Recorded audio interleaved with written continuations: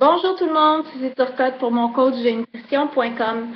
Alors aujourd'hui, dans cette vidéo, je vous parle comment ça a été pendant mon voyage en Nouvelle-Zélande et au Vanuatu au niveau alimentaire. Donc, dans le premier vidéo de le précédent, plutôt, je vous disais que ça avait très bien été au niveau de l'entraînement. Je suis très fière de moi. J'étais vraiment motivée et j'ai maintenu ça tout le long. Par contre, au niveau de la bourse, ça a été autre chose. J'étais très motivée, mais ça a le mal parti. Pour ceux là qui suivent pas tous les vidéos, ben je suis intolérante. J'ai eu la fibromyalgie, ben on l'a toujours, mais je l'ai eu. Et ça, c'est une sensibilité extrême. On est sensible à tout. Hein. Ceux qui ne connaissent pas l'appellation fibromyalgie, oui, on est sensible, les muscles, tout ça, mais moi, je suis sensible aux odeurs, aux sons, mes lunettes, ça me prend toujours mes lunettes soleil, je suis sensible. Et au niveau de l'alimentation, j'ai les intestins aussi sensibles. Au départ, j'avais pas fait le lien, j'avais des intolérances alimentaires, tout ça. Puis j'ai découvert plus tard que tout ça était probablement lié à la fibromyalgie, mais c'est pas connu, c'est pas les médecins qui disent ça. D'ailleurs, j'ai eu des demandes à ce sujet-là. Je vais faire un programme en ligne et je fais des consultations à ce niveau-là aussi, mais je le fais sur mon site de naturopathie plutôt, qui est dédié plus à la santé, sur vivalia.com, donc VIVALYA.com. Donc, si vous avez des questions à ce sujet-là, vous trouverez l'information éventuellement là, sur ce site-là.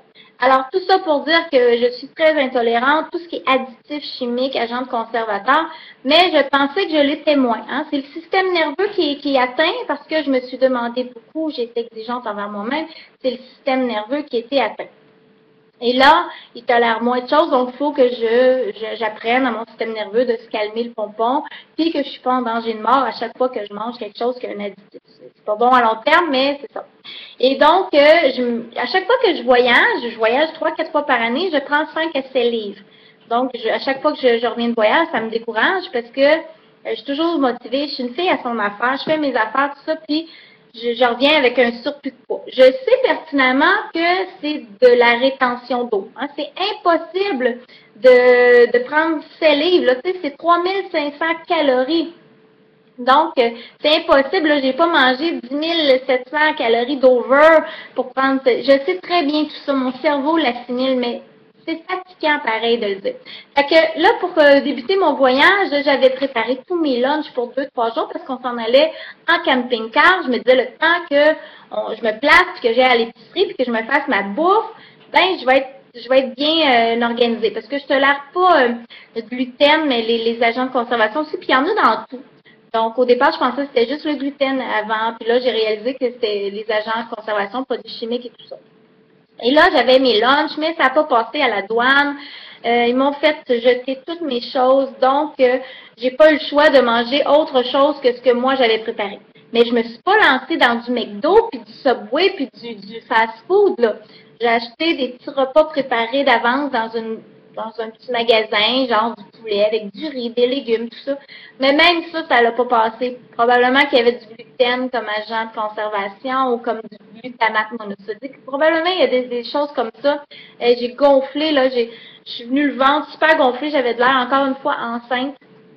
Et j'ai fait la gaffe de me peser. J'avais déjà, je pense, pris 3, 4, 5 livres. Là, je me rappelle même plus. Je pense que c'est 4 livres et quelques. Parce que ma balance est en kilos vu que je suis en Nouvelle-Calédonie, qui est un territoire français.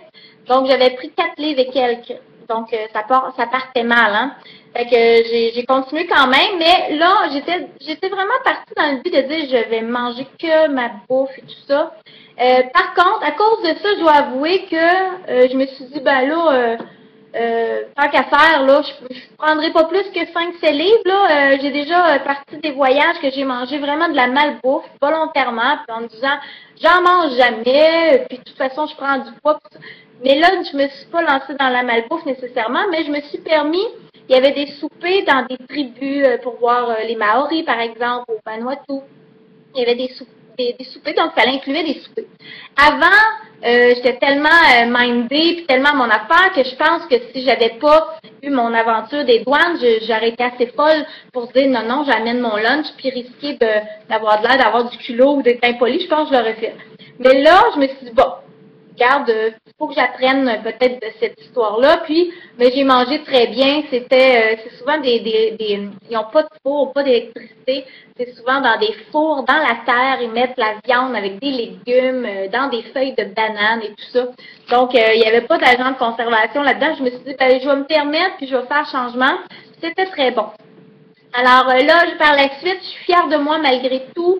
Au lieu de me lancer, de me laisser aller dans mon syndrome du tout ou rien, je suis revenue quand même à la réalité. J'ai préparé mes repas la première semaine et demie, 2 semaines en camping-car. Je peux vous dire que c'est pas évident de faire bouillir son poulet, faire chauffer son poisson, alors qu'on est souvent rapide. On est pressé pour voir des choses, quoi qu'on n'a pas fait la folie furieuse là, de go, là, mais quand même, mes enfants, mon chum, il dormait alors que moi, je décortiquais mon poulet là, tout ça, puis nombre d'endroits que je vous disais souvent, hein, le poulet, le thon, tout ça, c'est des bonnes sources de protéines. À un moment donné, tu viens écœuré. Hein? Puis comme moi, je ne tolère pas, je l'ai essayé, la protéine en poudre, que je vous recommande fortement, qui fait les mêmes choses que les protéines qu'on mange finalement. Il y a des agents de conservation, donc je tolérais pas, j'avais mal au ventre, tout ça. Alors, je gardais du poulet, des sources qui étaient facilement trouvables en voyage, comme ça. Et même quelquefois, je les ai mangés froids parce qu'on n'a pas tout le temps, on n'est pas branché avec l'électricité qui nous suit partout en camping-car. Donc, j'ai mangé mon poulet froid, mon poisson froid, pendant que j'étais tenace, là, j'étais dedans. À un moment donné, je vais vous avouer que je me suis écœurée, là. Savez-vous quand ça m'a écœurée? C'est qu'à un moment donné, au début, quand je me suis pesée les 3 premiers jours, là, que j'avais pas mes lunchs des douanes, je me suis pesée, je me suis dit, oh, de la merde, la balance, moi, je me pèse. J'ai eu une rechute. À un moment donné, j'ai voulu ressortir ma balance. C'est drôle, hein? Elle marchait même plus. La batterie, tu sais, comme je vous dis, toutes mes anecdotes, mes montres polaires, toutes lâches, même ma balance me lâchait. Comme s'il y avait quelqu'un ou l'univers qui essayait de me faire comprendre, de dire, gars, relâche. T'as le système nerveux déjà amoché parce que tu été trop perfectionniste et performante dans ta vie. Puis, tu te mets des défis partout, puis tout ça, ça te tente pas de relâcher à un moment donné. Puis, devant ça, je me suis dit, ah, là, le poisson, tout ça. Fait que je me suis permis 1 ou 2 restaurants, des choses de base, là, rien de fast-food, un bon restaurant, là, un steak avec une salade, des patates, tout ça. Puis, je me suis permis 2 fois, donc, que je me serais peut-être pas permis, là, avant, je sais pas, mais en même temps, l'expérience est décourageante, mais en même temps, je me dis, il y a un message peut-être à comprendre. Mais là, je suis embarquée dans un défi, là c'est plus le temps là, de me remettre en question puis me dire, ouais, mais peut-être tu dis dans la vie, faut que tu sois moins exigeante envers toi-même, peut-être tu dis dans la vie, faut que tu apprennes à t'accepter comme que tu es. Mais tu sais, c'est fâchant pareil, j'ai toutes les connaissances, je suis motivée au bout, mais mon corps, il veut pas. Donc là, en ce moment, je vous dis pas que ça va être comme ça pour le restant de mon défi, mais là, j'ai même pas le goût de remplacer la pile de ma balance parce que je trouve ça fâchant. Je fais tous les efforts qu'il faut, puis il y a de la rétention d'eau à quelque part. Fait que je me suis dit, pour l'instant, j'ai envie de me fier à ce que j'ai de l'air. Et là, c'est sûr, de toute façon, je suis encore gonflée parce que, oui, en Nouvelle-Zélande, j'ai repris mes habitudes, puis j'ai fait mes affaires, puis ça a bien été, je recommençais à dégonfler. Mais quand je suis arrivée au Vanuatu, c'est une île qui est colonisée par les Anglais dans le Pacifique. Oui, moi, je suis en Nouvelle-Calédonie en ce moment, puis c'est pas riche, on trouve pas autant de choses qu'au Canada, puis dans les grandes métropoles. Je suis habituée à ça. Mais je m'attendais pas à ça là-bas. Je m'attendais que ce soit comme ici à peu près, tout ça, mais j'ai été vraiment surprise parce qu'ils n'ont rien au Vanuatu. Oui, Port Vila, c'est la capitale de l'île principale qui est Efate. Vanuatu, c'est 83 îles. Il y a beaucoup de restos, tout ça. Mais alentour, ils n'ont même pas l'électricité, ils n'ont même pas l'eau courante. Ils vont chercher leur eau manuellement encore, tout ça. Et donc, j'ai été vraiment étonnée de rien trouver de ce que j'avais besoin. Donc, évidemment, j'ai pas pu manger ce que je voulais. C'est clair et net. Je me suis pas lancée dans du fast-food non plus, mais j'ai pas mangé aussi à mon affaire que j'aurais aimé le faire. Et même à Tanna, qui est une autre île du Vanuatu, ils ont même pas l'électricité. J'avais même pas de frigo dans mon affaire, puis on n'avait même pas l'électricité du jour. On est allé monter un volcan actif, en tout cas, c'est une autre vidéo, c'est une autre chose sur mon site personnel, pour ceux que ça intéresse, c'est turcotte.com, si vous voulez suivre mes aventures de voyage. Mais bon, donc c'est sûr que là, j'ai recommencé à regonfler et tout ça. Alors, même si je me pesais ou même si je prenais mes mensurations, pour le moment, ce ne sont pas des mesures réelles. Mais je continue quand même parce que je me dis, je veux pas être tout ou rien comme j'ai déjà été par le passé puis tout abandonner parce qu'une affaire va pas. J'essaie de focuser sur du long terme. De toute façon, l'entraînement, c'est pas juste pour la perte de poids. Hein? Ce que je fais, je m'entraîne, je mets du muscle, je mets de la fermeté en dessous, même si pour le moment, j'ai un surplus de gras qui a de l'air de gras, mais qui est d'eau, mais que j'avais déjà du gras, là. Je suis pas claire, mais bon, on se comprend. Je travaille quand même, je me décourage pas, j'aime l'entraînement, j'aime le faire, ça m'aide aussi au niveau de l'énergie. Normalement, après un voyage de 3 semaines comme ça, j'aurais été sur le derrière pendant 2-3 semaines et peut-être même plus.